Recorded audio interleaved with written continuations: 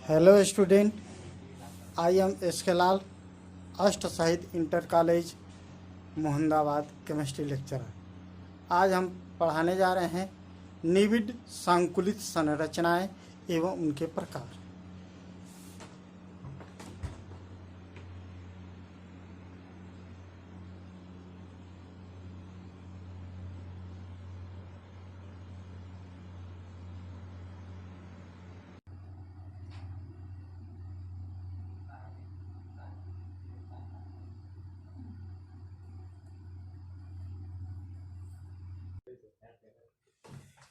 निविड संकुलित संरचनाएं, close packed structure.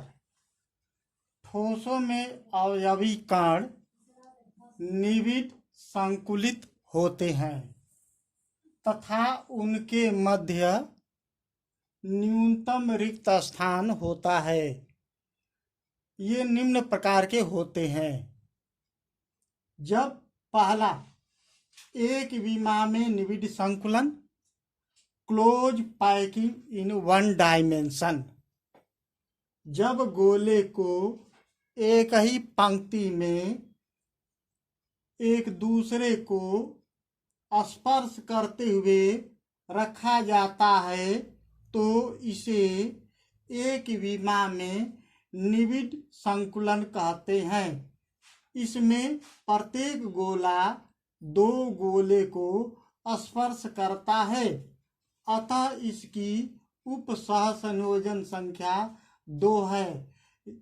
यहाँ देखें फिगर में, प्रत्येक गोला दो गोले को स्पर्श करता है, अतः इसकी उप सहसंयोजन संख्या 2 है। फिगर में ध्यान से देखें, एक गोला ये दो गोले को स्पर्श कर रहा है, अतः इसकी उप सहसंयोजन संख्या 2 है। कोई भी गोला किनारे नहीं है। ये जिस तरह से रेखाएं जितनी चाहे उतना ही लंबी हो सकती है, उसी तरह से गोले पर गोले जोड़ते जाएं, असीमित गोले जोड़ दें, तो प्रत्येक गोला दो गोले को स्पर्श कर रहा है, अतः इसकी उप सहसंयोजन संख्या 2 है। अब पढ़ेंगे द्विविमा में निविड संकुलन। जब गोले की पंक्तियों को क्षैतिज एवं ऊर्ध्वाधर रखा जाए तो उसे द्विविमा में निविड संकुलन कहते हैं। ये 2 प्रकार के होते हैं। फर्स्ट वर्ग निविड संकुलन एवं सेकेंड षटकोणीय निविड संकुलन।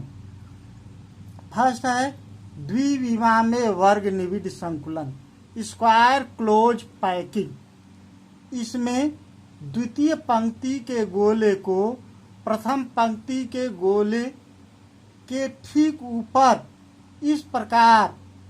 इसी प्रकार तृतीय पंक्ति को द्वितीय पंक्ति के ऊपर तथा चतुर्थ पंक्ति के गोले को तृतीय पंक्ति के गोले के ठीक ऊपर इस प्रकार रखा जाता है कि क्षैतिज एवं ऊर्ध्वाधर में गोले परस्पर सनिरेख हो। इसमें प्रत्येक गोला 4 गोले को स्पर्श करता है, अतः इसकी उप सहसंयोजन संख्या 4 है। इन 4 गोले के केंद्रों को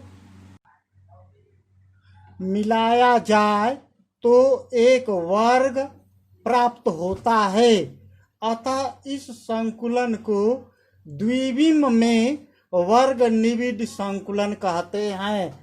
देखें, यहाँ पर गोले की एक पंक्ति के ऊपर दूसरी पंक्ति को रखा गया है, इसी प्रकार ठीक इसके ऊपर तृतीय पंक्ति के गोले को द्वितीय पंक्ति के ऊपर एवं चतुर्थ पंक्ति के गोले को तृतीय पंक्ति के ऊपर रखा गया है।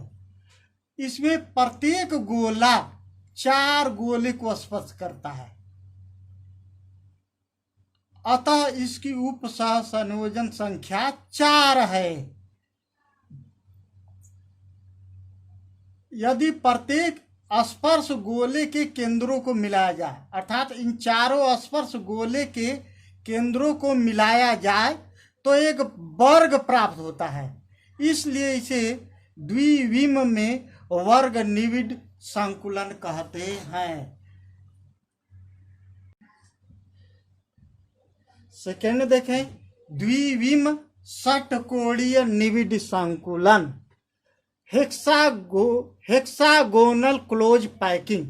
द्वितीय पंक्ति के गोले को इस प्रकार रखते हैं कि प्रथम पंक्ति के गोले के अवनमनों में ठीक आ जाए। इसी प्रकार तृतीय पंक्ति के गोले को द्वितीय पंक्ति के अवनमनों में तथा चतुर्थ पंक्ति के गोले को तृतीय पंक्ति के अवनमनों में रखा जाता है। इसमें तृतीय पंक्ति के गोले प्रथम पंक्ति के संरेख में तथा चतुर्थ पंक्ति के गोले द्वितीय पंक्ति के संरेख में होते हैं।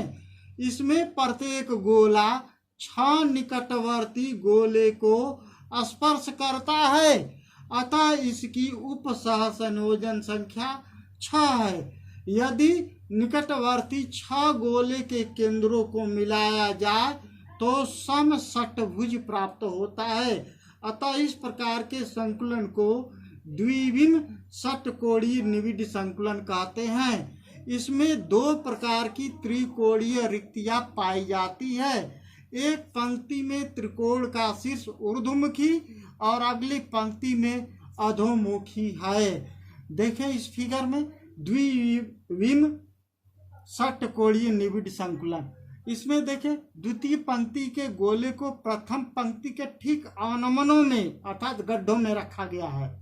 इससे थोड़ा भिन्न है, द्विविम वर्ग निविड से भिन्न है। इसमें ठीक ऊपर, इसमें अवनमनों में यानी गड्ढों में रखा गया है। इसी प्रकार तृतीय पंक्ति के द्वितीय पंक्ति के गोले के अवनमनों में और चतुर्थ पंक्ति के गोले को तृतीय पंक्ति के अवनमनों में रखा गया है। तो इसमें एक्स अक्ष में संरेख होते हैं तथा वाई अक्ष में प्रथम पंक्ति और तीसरा पंक्ति के संरेख होते हैं तथा दूसरा पंक्ति के गोले चतुर्थ पंक्ति के गोले के संरेख में होते हैं। इसमें ध्यान दें, प्रत्येक गोला 6 गोले को स्पर्श कर रहा है। मान लीजिए किसी को देखिए, इसमें ए बी प्रकार का स्ट्रक्चर प्राप्त हो रहा है। इसमें सब एक समान है ए।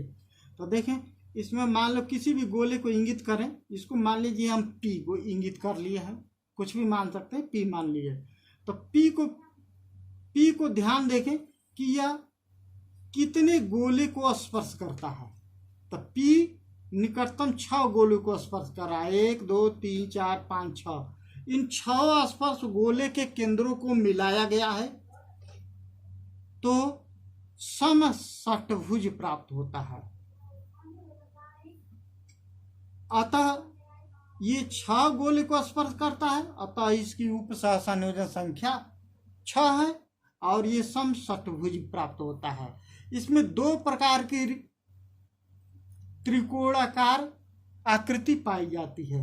ध्यान से देखेंगे तो पता चलेगा, जिसका शीर्ष नीचे की ओर हो उसे अधोमुखी कहेंगे और जिसका शीर्ष ऊपर की ओर हो उसे ऊर्ध्वमुखी। देखें ये ऊर्ध्वमुखी ऊपर की ओर, और इसमें देखें इसका त्रिभुज की आकृति शीर्ष नीचे की ओर है तो इसे अधोमुखी कहते हैं। ध्यान से देखें फिर से पूरा फिगर में,